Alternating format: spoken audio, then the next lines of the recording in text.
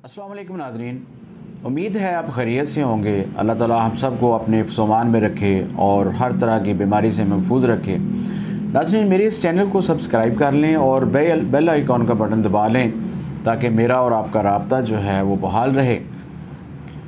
आज की इस वीडियो में हम डिस्कस करेंगे कि जो तशन्नुजी दौरे पड़ते हैं, कन्वल्जन या स्पैज़म जिसको हम कहते हैं, ये क्या होते हैं, इनकी वजूहात क्या होती हैं, इनकी अलामत क्या होती हैं, और आखिर में फिर हम होम्योपैथिक इलाज के बारे में बात करेंगे कि इस मर्ज़ का होम्योपैथी में किस तरह इलाज किया जाता है।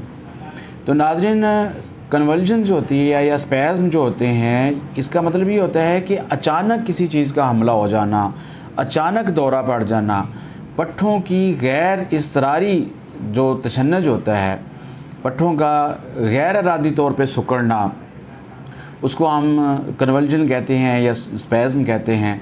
अचानक जो है वो और बेकायदा हरकत होती है जिस्म के अंदर। उसमें बाज़ का बाजू जो हैं वो हरकत करना शुरू कर जाते हैं या अकड़ जाते हैं या सिकुड़ जाते हैं एक तरफ। तो ऐसा जो है ये दिमागी अमराज की वजह से, मिर्गी की वजह से, खून के अंदर जहरीले मादे पैदा होने की वजह से और बुखार के दौरान ऐसा ज़्यादा होता है। नाज़रीन, अब हम बात करते हैं इसकी वजह क्या होती है, वजूहात क्या होती हैं कन्वल्जन की, दौरों की। तो होता ये है कि दिमाग के अंदर नर्व सेल्स होते हैं जिनको न्यूरॉन्स कहते हैं। ये नर्व सेल्स जो होते हैं, ये एक सेल जो है वो दूसरे सेल तक एक इलेक्ट्रिक इम्पल्स जो है उसको वो भेजता है, कम्युनिकेट करता है, और दूसरे सेल से आने वाली इलेक्ट्रिक इम्पल्सेस जो हैं उनको वो वसूल करता है। तो इस तरीक़े से क्या होता है कि पैगाम रसानी होती है। दिमाग की एक सेल का मैसेज जो है, इलेक्ट्रिक इम्पल्स जो है, वो दूसरे सेल तक पहुंचती है और दूसरे सेल की वापस उस सेल तक आती है।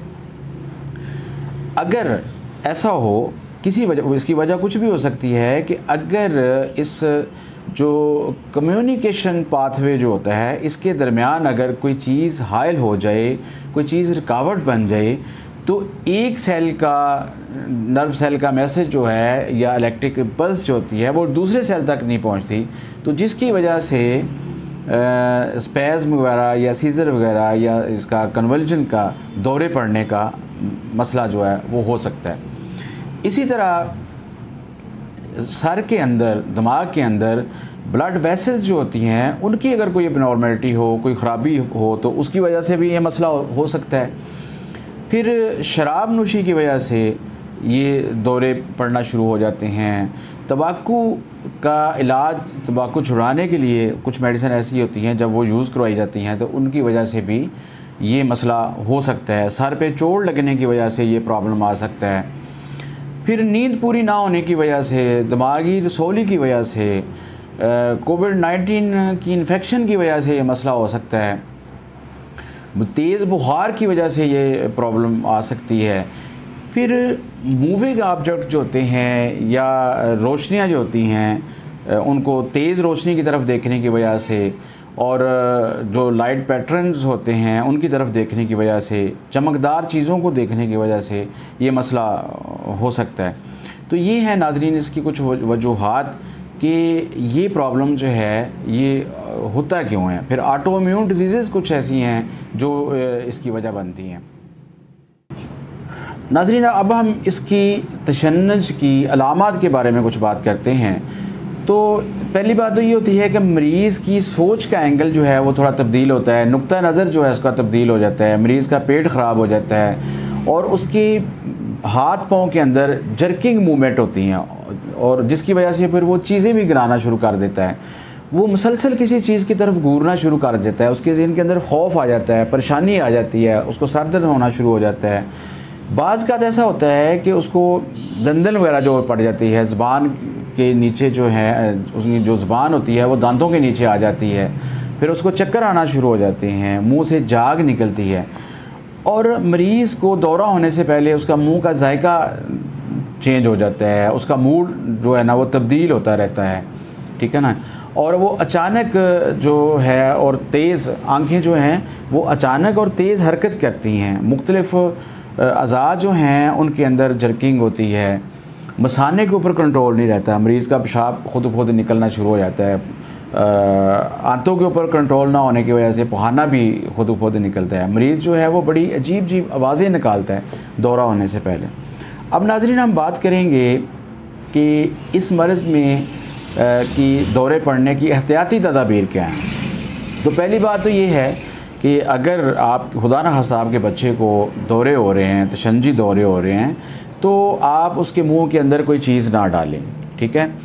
और जब उसके मसल कंट्रैक्ट होते हैं, सिकुड़ते हैं, तो आप उनके बाजू, फ़र्ज़ करें कि इसमें ये होता है कि मरीज़ मुट्ठियाँ बंद कर लेता है, तो आप उनकी मुट्ठियों को खोलने की कोशिश ना करें। बच्चे को फ़र्श पे लटा के उसके करीब जो चीज़ें पड़ी हुई हैं जिनसे उसको कोई चोट लग सकती है, उनको पीछे हटा दें। उसके गर्दन के कपड़े जो हैं उनको ढीला कर दें, ठीक है ना। सर के करीब कोई ऐसी चीज़ नहीं होनी चाहिए जिससे मरीज़ को कोई चोट लगने का ख़तरा हो। तो नाज़रीन, अगर चमकती हुई चीज़ों से उसको ज़रा उसके पास नहीं रखनी चाहिए। तो नाज़रीन, ये हैं उसकी कुछ एहतियाती तदाबीर कि हम इन चीज़ों से किस तरह बचाव कर सकते हैं। नाज़रीन, अब हम बात करते हैं कि होम्योपैथी में इसका इलाज कैसे किया जाता है। तो नाज़रीन, होम्योपैथी में 232 से ज़्यादा मेडिसिन जो हैं वो इस मर्ज़ के लिए इस्तेमाल होती हैं। तो क्यूप्रम मेटालिकम जो है एक मेडिसिन जिसका आज हम यहाँ तज़किरा करेंगे, वो दौरों के लिए, कन्वल्शन के लिए, स्पैज़म के लिए और मिर्गी के लिए एक बहुत ही ज़बरदस्त मेडिसिन है। डॉक्टर केंट कहते हैं कि क्यूप्रम मेटालिकम जो है ये कन्वल्सिव मेडिसिन है, ठीक है ना। ये यानी दौरों में इस्तेमाल होने वाली ये मेडिसिन है। मरीज़ को किसी किस्म का भी मर्ज़ हो, अगर उसके साथ दौरे उसको होते हैं, तो क्यूप्रम मेटालिकम जो है वो बहुत ज़बरदस्त काम करती है। इसके जो मसल्स हैं वो छोटे मसल से लेके पूरी बॉडी के मसल जो हैं वो उनमें कंट्रैक्शन आ जाती है, वो सिकुड़ जाते हैं। तो सबसे पहले हाथ का अंगूठा जो है वो बेंड होके हथेली की तरफ आ जाता है, फिर उंगलियां उसमें उसकी तरफ मुड़ जाती हैं और मरीज़ की जो मुट्ठियाँ हैं वो बंद हो जाती हैं। उसके बाद फिर बाकी सारे जिस्म के अंदर भी ये मसला हो सकता है। तो जो टॉनिक कन्वल्शन होते हैं, यानी ऐसे दौरे जिनके अंदर हाथ जो हैं वो मुड़ जाते हैं, मुट्ठियाँ बंद हो जाती हैं और मसल जो हैं वो अकड़ जाते हैं, उनके लिए क्यूप्रम मेटालिकम जो है वो ज़बरदस्त मेडिसिन है। इसी तरह क्लोनिक कन्वल्जन जो होते हैं, सीज़र जो होता है, जिसके अंदर बॉडी के अंदर उसके मसल्स के अंदर जर्किंग होती है, ये फ़र्क है इसके अंदर। तो क्यूप्रम मेटालिकम मेडिसिन जो है ये दोनों के लिए इस्तेमाल होती है, ठीक है। फिर इसका मरीज़ जो है वो बेरबत गुफ्तगू करता है, अगर बात करेगा तो वो बेरबत होगी, टबक चेंज करेगा, उसकी याददाश्त कमज़ोर महसूस होती है। हैज़ा के दौरान, बुखार के दौरान, दिमागी अमराज के दौरान अगर तशंजी दौरे पड़ें तो क्यूप्रम मेटालिकम जो है वो ज़बरदस्त मेडिसिन है। अच्छा, और इसमें ये बात होती है कि दौरा पड़ने से पहले मरीज़ जो है उसको खौफ फ़ील होता है, उसको डर फ़ील होता है, उसमें एंग्जाइटी होती है, वो रोता है, सिसकियाँ लेता है, यानी उसका चेहरे की रंगत जो है वो दौरे के बाद नीली हो जाती है। दौरे से पहले मरीज़ को एक ख़ास जिसकी जो अलामत है क्यूप्रम मेटालिकम की, कि दौरे से पहले मरीज़ को डकार बहुत आते हैं। जब ऐसे मरीज़ जिसको दौरे पड़ते हों, जब उसको ज़्यादा डकार आना शुरू हो जाएं तो वो समझ जाता है कि अब मुझे दौरा होने वाला है। फिर इसके मरीज़ का दौरे के दौरान पेशाब रुक जाता है। हालांकि कुछ मेडिसिन ऐसी हैं जिनके अंदर पेशाब निकल जाता है, उस पर कंट्रोल नहीं रहता है, लेकिन क्यूप्रम मेटालिकम के मरीज़ का जो यूरिन होता है वो आम तौर पे रुक जाता है, हाथ की मुट्ठियाँ बंद हो जाती हैं। फिर जब दौरा ख़त्म होता है तो उसके मरीज़ को सर्दी बहुत लगती है और उसको खौफ आता है और उसको पसीना आता है। इसी तरह खौफ से, गुस्से से और जज्बाती होने से ऐसे क्यूप्रम मेटालिकम के मरीज़ को दौरा हो जाता है। जिल्दी अमराज मसलन सोराइसिस, जो रिंगवर्म है, फंगल इन्फेक्शन है, अगर ये दब जाए तो उसके दबने के बाद भी अगर किसी को दौरा हो तो क्यूप्रम मेटालिकम जो है वो ज़बरदस्त मेडिसिन है। फिर हैज़ के दौरान इसके दौरे ज़्यादा पड़ते हैं। गुर्दे की ख़राबी और ब्राइट्स डिज़ीज़ के बाद अगर खून के अंदर जो ब्लड यूरिया है वो ज़्यादा हो जाए तो उसके लिए क्यूप्रम मेटालिकम जो है ज़बरदस्त मेडिसिन है। जिसको यूरीमिक कन्वल्शन अगर हों, खून के अंदर ब्लड यूरिया ज़्यादा होने की वजह से अगर मरीज़ को दौरे पड़ते हों तो क्यूप्रोमेटालिकम जो है वो ज़बरदस्त मेडिसिन है। तो नाज़रीन, इसके साथ आपसे मैं इजाज़त चाहूँगा। इंशाल्लाह आइंदा फिर किसी और वीडियो के साथ हाज़िर हूँ।